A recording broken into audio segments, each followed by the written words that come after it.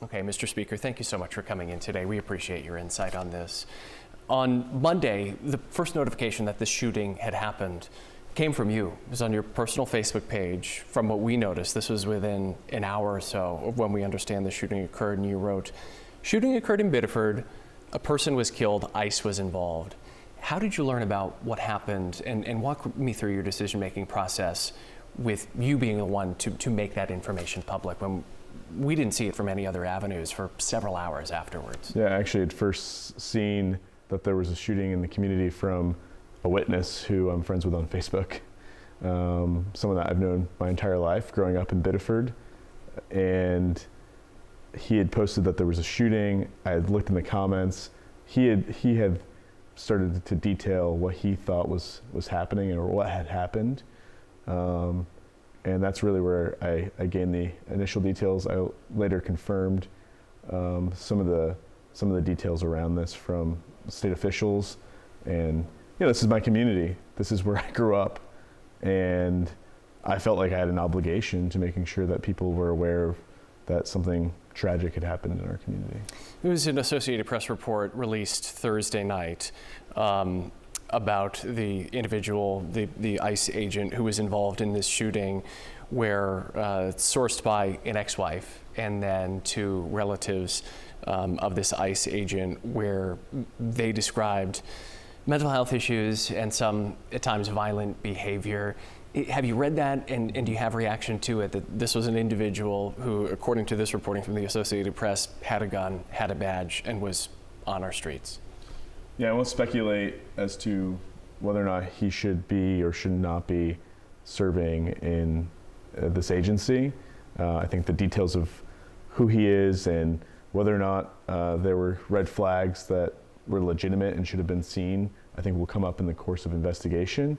But what I will say is this is a reflection of what we have been concerned about for a long time now with ICE. They are hiring very quickly, very rapidly, with sort of this time pressure to meet the quotas that have been set out by the president.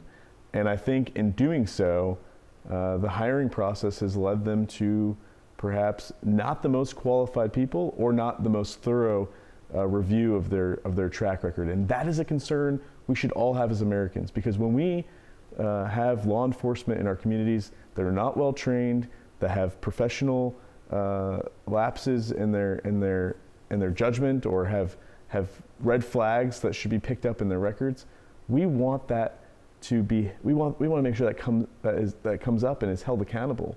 And what we're seeing across the country is that there are too many cases in which ICE agents are acting with impunity, and that's unacceptable. We don't expect. When we think about our own local law enforcement, when I think about my PD in Biddeford, I know and I trust that our police chief, when she makes a hiring decision, that she is hiring the most qualified people, and that she has done a thorough check on whether or not they should be in our department. And that's the case across Maine in police departments and our state police. That should be happening with this agency as well.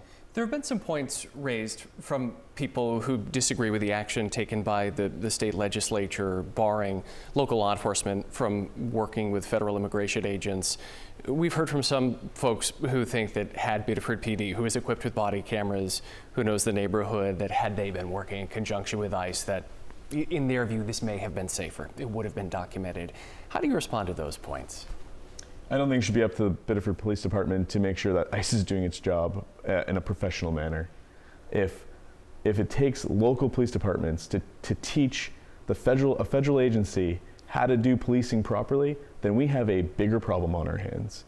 We need the federal government to ensure that if they're going to send these agents into our cities and our towns, that they're doing their jobs properly and that they're well trained, and that when Congress allocates money for body cameras, they're not just on their bodies without being turned on.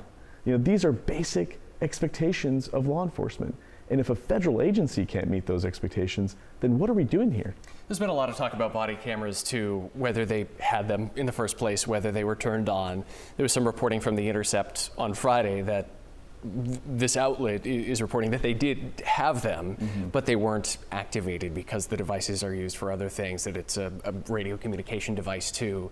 Do you have any knowledge of whether they actually had the body cameras there?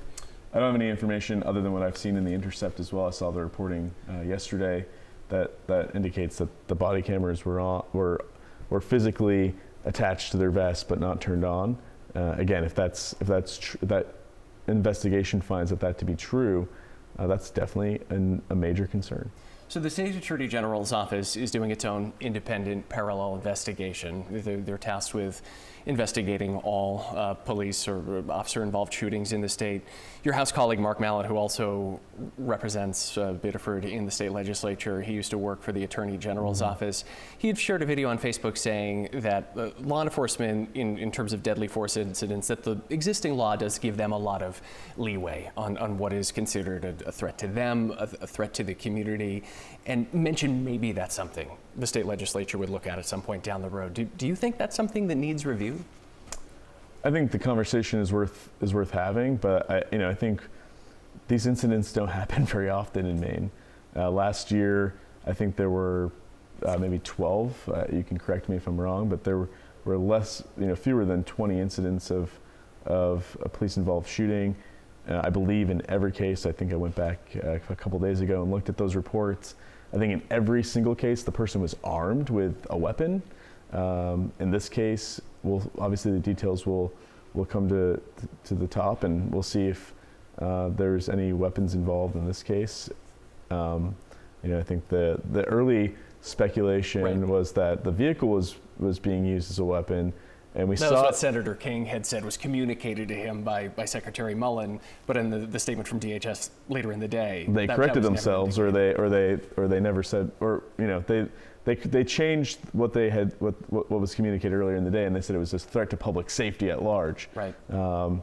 I think that's definitely concerning that someone would be that lethal force would be used on someone who was unarmed. That's a question that we need. That's a question we need answered, and certainly it would be inconsistent with the other cases that the AG's office has investigated over last year, as an example, where in every case the subject was armed. Any indication as to how the investigation is going, whether the federal investigators are collaborating with state authorities here, if that's been acceptable? My understanding is that they continue to collaborate and that they're working together, which is important. We need them to continue to cooperate and for there to be a sharing of information to ensure accountability, not only for the family, but for the country. We need to have a thorough investigation to ensure accountability for this agency. What's your message to immigrants in the Biddeford community and beyond of mixed immigration status who fear that they may be taken into ICE custody or are fearing worse after seeing what happened Monday? Yeah, I think that's the most difficult part about all of this. It was the most difficult part about the surge that occurred in January. This aggression from the federal government around enforcement of immigration laws against people who have committed no crime. We saw that with the surge in January. There were over 200 people who were detained. Less than 20 of them had a criminal record. And that is concerning to me. That is concerning to me because people start to become more and more fearful, not just of leaving their homes, but they also become fearful of local police and state police. And so if they have a concern, if there's an issue happening in their community, maybe under their own roof, domestic violence, whatever the case may be, the hesitancy they're going to have to pick up the phone and call 911 only grows greater and greater. That does no service to public safety in our communities. That is a disservice. That makes public safety worse in our communities. That's not what we should expect. That's not what we should want.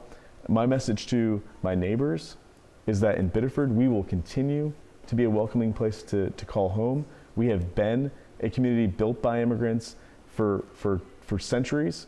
My family came to Biddeford in 1964, a little late, to work in the textile mills. They came from Quebec, like many Biddeford residents.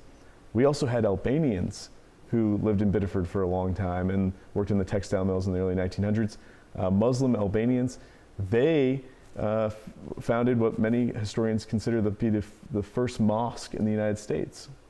We have a rich history, and that's the history that will inform us moving forward. It's a history that will continue to be welcoming, and as I like to say, Fred Rogers would always say, "Won't you be my neighbor?" That's our attitude in Biddeford. All right. House Speaker Ryan Fecteau, thank you so much for coming in today. We appreciate it. Thank you.